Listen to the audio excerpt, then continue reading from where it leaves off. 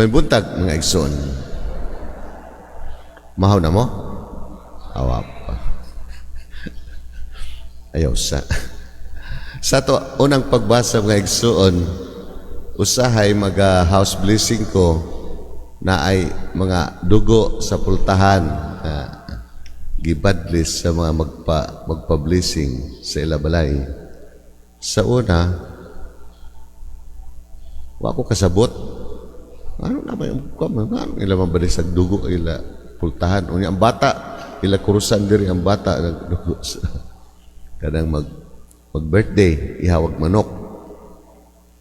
Muna di ay ni sa unang panahon. Kadang fiesta sa pagsaylo, Passover. Pagsaylo, muna ang Passover. Anang ato diya tulay sa musaylo sa pikas sa tulay sa karsada, no? Overpass man na, Passover, no? Overpass ang tawag nato. Kadto panahon sa pagluwas sa atong Ginoo sa mga Israelita, gitawag na Passover, pagsaylo, musaylo. Kay ang tanan balay nga adunay marka ng dugo, musaylo ang kamatayon. Kay gipamatay man sa Dios ang eldest, ang pinakapanganay nga anak nga lalaki. Pagpakita sa iyang gahom kay ang hari sa Ehipto pero paraon wala man musugot sa pag-adto ni Moises nga kuhaon palayaon ang mga Israelita. Nagmatiga man siya nga sinugo si Moises sa atong Dios Amahan.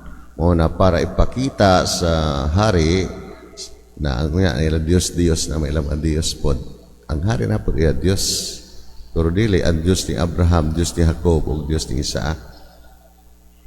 Muna ang lagot siguro atong Ginoo sa kagahi sa iyang ulo, muna ipamatay ang eldest na lalaki. Matong usa sa namatay ang anak na eldest na lalaki sa hari. Diha pagkamatay mo na iya nag-release, no, tuon na siya o iya gi-release ang mga Israelita kauban ni Moises para mo adto sa promised land. Mo nang ingon ang atong Ginoo, iyo sa ulogon kining pagsaylo, kining paghitabo sa inyong kinabuhi sa mga henerasyon sa kaliwatan ninyo. O na ang mabatian nato na adunay celebration si Jesus ngadto sa templo no tambong sa adlaw sa fiesta sa igpapahulay fiesta sa pagsaylo, Passover. Sa ato karon ang ato selebrasyon sa atong kaluwasan kay mao ang pagluwas, naluwas ang mga Israelita, wala mamatay ang ilang eldest son, apil ang hayop na naluwas sa kamatayon mo na pagsaylo. Ang ato naman pagluwas ka nato mao ang pagkamatay sa atong Ginoo. Mo na ato selebrasyon sa Holy Week. Mo na atong kaluwasan nga celebrate kay bingon man atong Ginoo, buhata kini sa paghandom kanako. Mo na ginahandom nato ang maong kaluwasan nga gibuhat sa atong Ginoo. Mao ang Eucharistia, mao kini paghandom sa makaluwas nga buhat sa atong Ginoo nga naghalad sa iyang kaugalingon. Kinabuhi.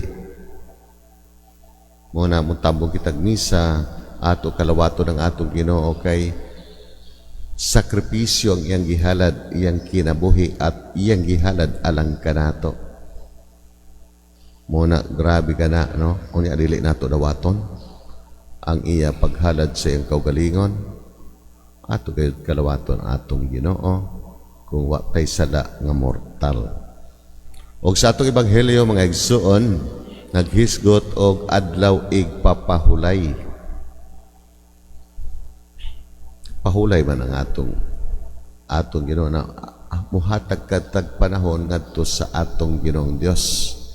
Ang nahitabo kay imbis kay adlaw ipapahulay para sa atong Ginoo, iya na adlaw musimba mo kadawat ihala nato kadto sa atong Ginoong Dios.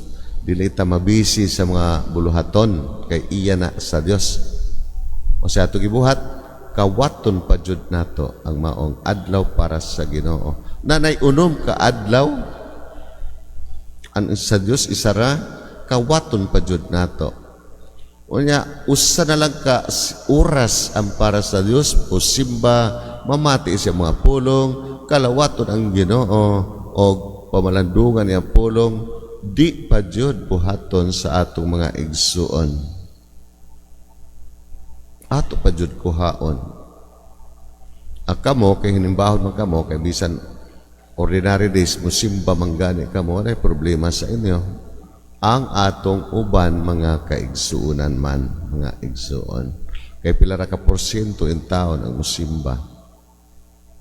Sa kadaghan nato. Kung may kita ang mutuban 20%, ala parting daghana na. Pero wa man na o itawa na. Samot ko 50% sa population mo halad nga to sa Dios, musimba nga to sa daghang kaayo. Pero kamay raman kay ilahuna-huna mo maningkamot kita sa kalisod. Onya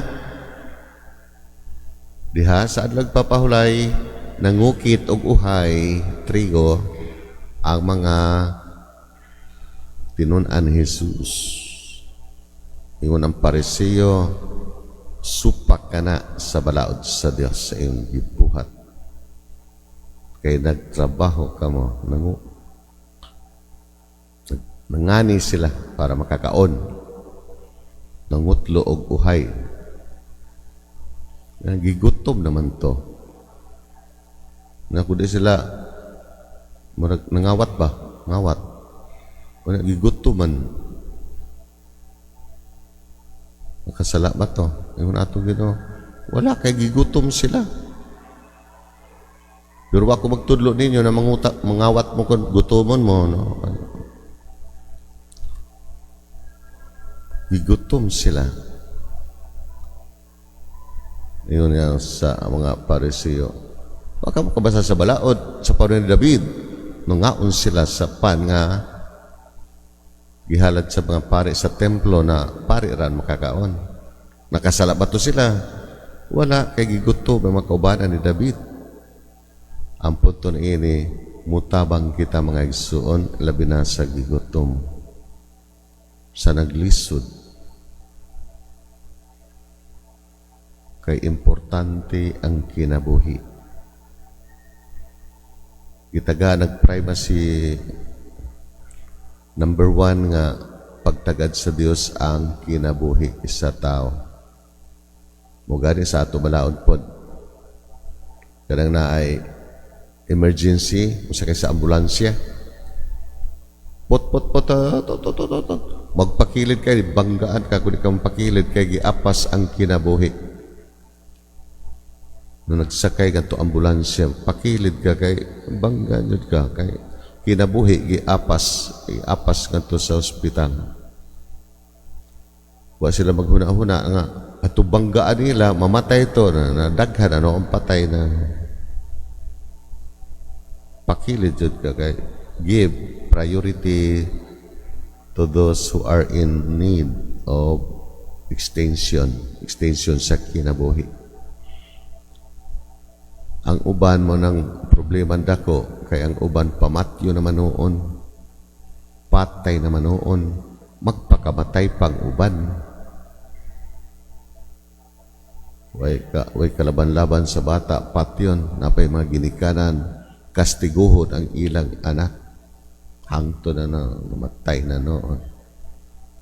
Mga way konsensya, mga naiyahan ni Satanas, mga igsuon. Naningkamot ang atong Ginoo, ningkamot man pud si Satanas. Muna ato kinabuhi, birabira. Ingon ang Ginoo, magpasaylo ka. Yung Satanas ayaw, dugti na, kay buang-buang na. pasayluan ang imo bana, ingon na Satanas ayaw, basag di na manapaw, pagahion ang atong pagbati ni Satanas. Ang iya sa Dios pahumukon ang atong kasing-kasing para mapuno sa gugma o pagpasaylo. Nay muduol nato mangayo, lahi-lahi mapud lagi, nay mga magpalimos para isugal, nay magpalimos para iinom, di masud pare-parehas, nay uban magpalimos na tinuod gayud para sa ilang pagkaon para mabuhi. Lahi-lahi pod. Kung asay pod mo, di kita ganahan, no? No, nagkatagod kita, ngayon sa tanas, ayaw pagkahadayo na takai, tapula na.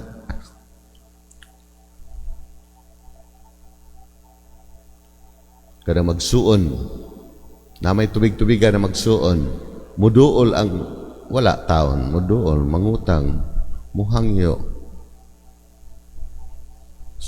makautang pa primero, makapangayo.